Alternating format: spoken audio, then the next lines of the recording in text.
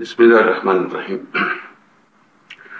گرامی استاد محترم، شورای اجرایی تنظیم نسل نو هزاره با همکاری بزرگان قوم هزاره مقیم کویته به نام کمیته فلاح و بهبود هزاره، اما رقم که در اینجا اتحادیه تعاون اسلامی فعالیت داره، در راستای حزب وحدت سهم فعال داشته و داره و از هیچ نوع خدمت دریغ نکده و انشاءالله نخواهد کرد.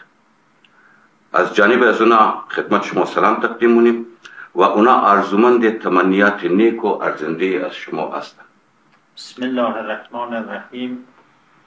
ما از این احساس پاک قوما که در 18 ماه گذشته که مردم کابل و مجاهدین حزب وحدت در کابل دچار مشکلات بودن، از همکاریشان تشکر میکنیم. از این نهادی هم که به وجود آوردن واقعا نهاد مردمی و سالم است و تا حالا 3 نوبت پولی را که جمع کردم برادرای کویته توسط این نهاد به ما رسیده و ما سفارش ما ای است که تمام قومایی که میخواید در حزب وحدت کمک بکنه و در مشکلات مردم کابل سهم بگیره، از طریق همین نهاد کمک بکنه که نهاد مردمی است و سالم است و اینا مطمئناً کمک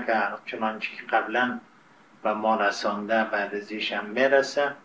از نظر از ما مورد تایید است، نباید در هیچ جای دیگه غیر از این نهاد کمک بکنه و این نهاد خیریه و مردمی خوب است. تشکر آقای استاد. به اجازه شما یک چند سوال از شما خواهیم. درباره موجوده اوضاع افغانستان یک برداشتی است که تا وقتی که حقوق ملیت های ساکن افغانستان توسط تساوی نفوس ملیت ها تأمین نشنه، یک دولت مشروع حاکم شده نمیتونه. در این رابطه برای یک حکومت مشروع حزب وحدت چی طرح داره؟ ما البته در این رابطه قبلا هم موضع حزب وحدت بیان کردیم و این باور هستیم که تمام ملیت های در افغانستان حضور دارند در سرنوشت جنگ در 14 سال گذشته سهیم بوده و شکست اتحاد جماهیر شوروی را مردم افغانستان داده. این افتخارات مال یک ملت، یک قوم، یک تنظیم، یک قشر خاص نیست، مال قاطبه مردم افغانستان است.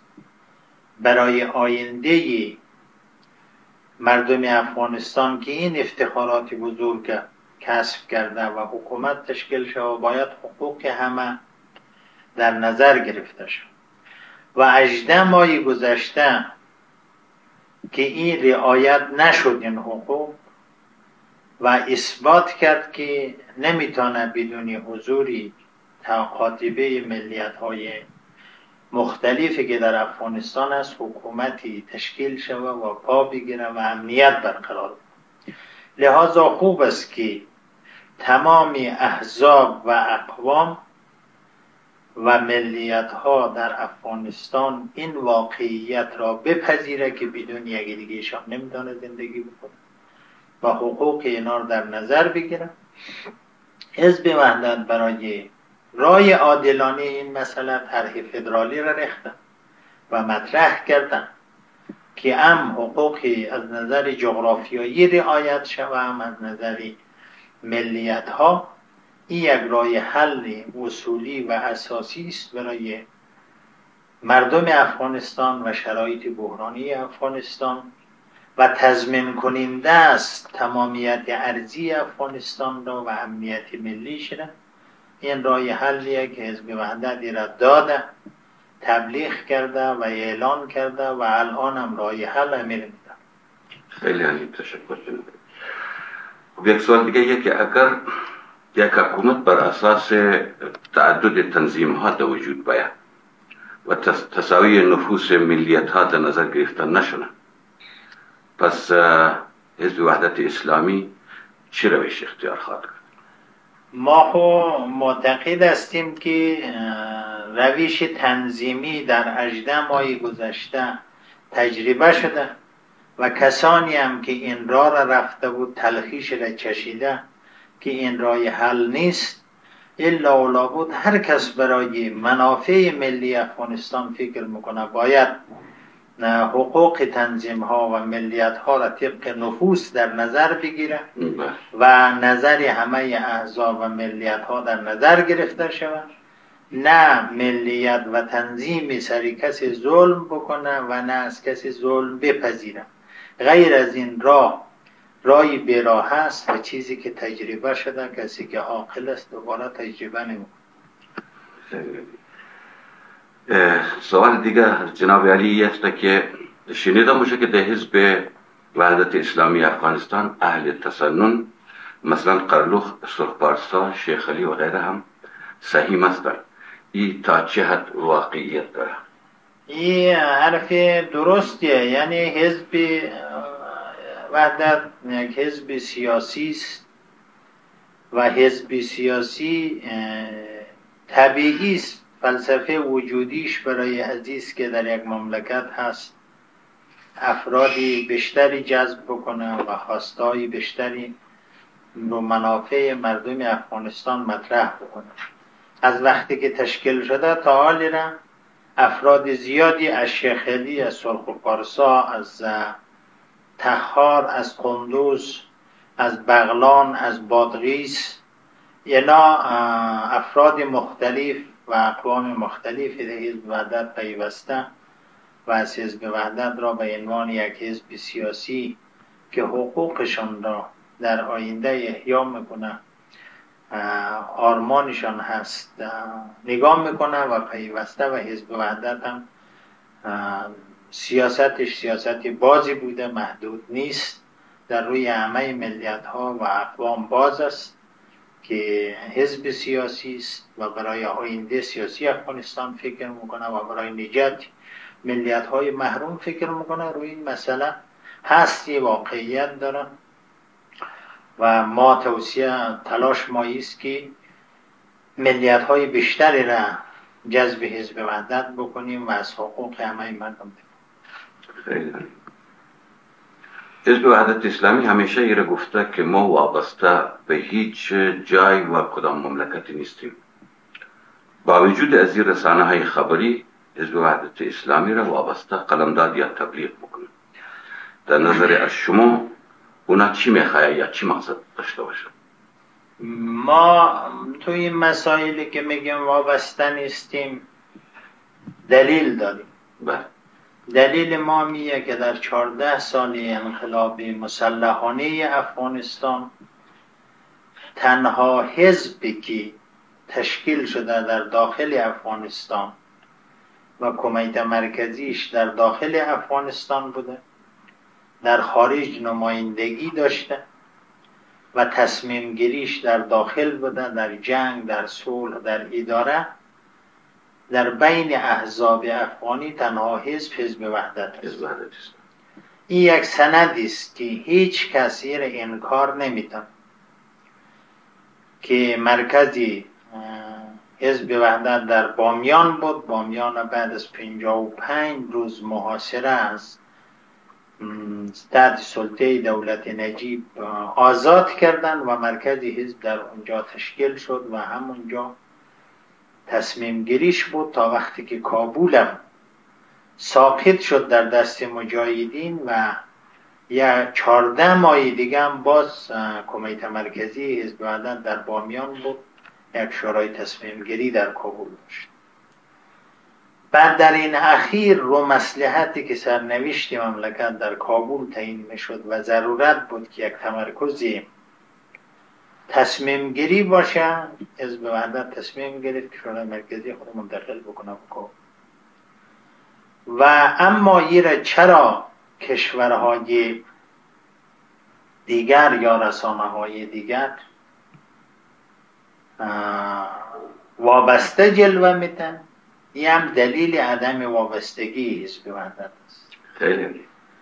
در 14 سال انقلاب که دنیا برای افغانستان کمک میکرد، از ترس روسا هر دستی در افغانستان بالا میشد، یک کلاش در دستش داده میشد که با روسا بجنگن و اثبات شده که در سال اول انقلاب مردم هزاره و مردم تشیع در ظرف 3 ماه مناطقش آزاد کرد و آغازگر انقلاب بود و این مناطق که قلب افغانستان است، مرکز افغانستان، 14 سال هم آزاد نگه داشت. ولی هیچ کشوری در این مردم کمک نکرد. هیچ سندی کسی الان پیدا نمیتونه برای که از کشورهایی که در انقلاب افغانستان کمک میکرد برای از اینا کمک کرده باشه. وقتی که اینا این غنای طبع داشتن، کمک نگرفتن و سری پای خودشان استادن، طبیعیه که با کشورهایی که در افغانستان منافع داشتن ارتباط ندارن. وقتی که ارتباط ندارن، ای که بیای این مسئله را چسبی وابستگی میزنن، رو عنادی است که با حزب وحدت دارن. در 18 ماه گذشته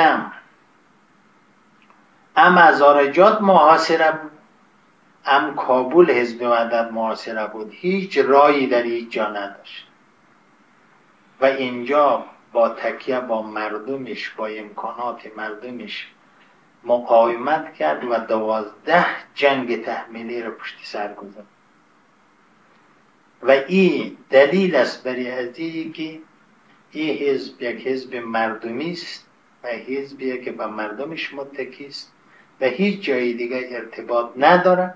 لحاظا امی ارتباط نداشتنش دلیل شده و انگیزه شده برای ازی که همه تبلیغات بکنه که اینا وابسته است. در صورتی کسانی که واقعا وابسته است، امکانات گرفته و بدون دستور کشورهای خارج هیچ گونه تصمیمی را در 14 سال گذشته گرفته نتونسته و الان هم نمیده، اونا را کسی وابسته نمیگن و اونا را که تمام فیصله و حرکتی مسئله افغانستان و سرنوشتشان را در خارج حاضرن که فیصله بکنن و معرکه بکنن. تنها حزبی که در داخل بوده و جنگ و صلح خدا در داخل خودش تصمیم گرفته حزب وحدت است. ما روی این مسئله به دوستان و کسانی که هواداری حزب وحدت برش اعلان میتونیم که تنها حزبی که متکی به مردمش است، هیچ رو معادلات خارجی حساب نمیکنه، حزب وحدت است. برای منافع مردمش، برای پشتوانی از مردمش تصمیم میگیره و در بین مردمشون هست، در هیچ جای ارتباط نداره. البته نمایندگی همه احزاب در خارج داره از خاطر تبلیغات و مسائل بین مردم مهاجرش. حزب وحدت هم این نمایندگی ها را داره، تصمیم گیریش در داخل است و برای داخل، برای مردمش، منافع مردمش موضع گیری داره. هیچ سیاستی غیر از منافع مردمش درش اثر نداره. تشکر بفرمایید. خب بعد از سوالا خدمت شما یک گزارش عرض کنیم. استاد گرامی، تنظیم نسل نو هزاره مغول سعی و کوشش داره که هزاره های جهان متحد شنه و در بین از اونا هماهنگی و رابطه منظم ایجاد شنه. در این رابطه شما کدام خصوصی پیغام اگر عنایت کنین لطف خواهد. ما البته در قبلم گفته بودیم خدمت شما که شما رو طبق شرایطی که در افغانستان حاکم است و محرومیت هایی که در افغانستان حاکم است که شما برای حمایت مردم افغانستان تلاش میکنین نجاتش، اینجا 2 تا محرومیت هست. هم محرومیت مذهبی در افغانستان بوده از 300 سال حکومتی که در افغانستان تیر شده از نگاه مذهبی مردم ما تحت فشار بود، جرم داشته برای ازی که مذهب تشیع رو داره، همه نوع فشارها را از این جهت قبول کرد. هم مسئله فشار نجاتی است که یعنی از نگاه نجات، چون 100 سال پیش با عبدالرحمن وقتی که جنگیده از نگاه نجات مردم هزاره مورد غضب عبدالرحمن بوده و اینا را سعی کرده که نابود. در جنگایی هم که در 18 ماه گذشته پیش آمد که جنگ تنظیمی بود، ولی بازم بریده از مسئله مذهب و نجات نبود، تحریکاتی بین مردم روی این مسئله میشد. هزارایی که در حزب وحدت هم نبود و سنی مذهب بود، وقتی که در کابل جنگ میشد اینا را در راه میگرفتن، پولش میگرفت، میزدن، بندی میکردن. هرچی اینا میگفت که ما از حزب وحدت نیستیم و سنی مذهب هستیم، ما گفت که ما با هزارا دشمن. یعنی پیداست که یک مسئله تاریخی در اینجا وجود داره که محرومیت نژادی اینجا مطرح است.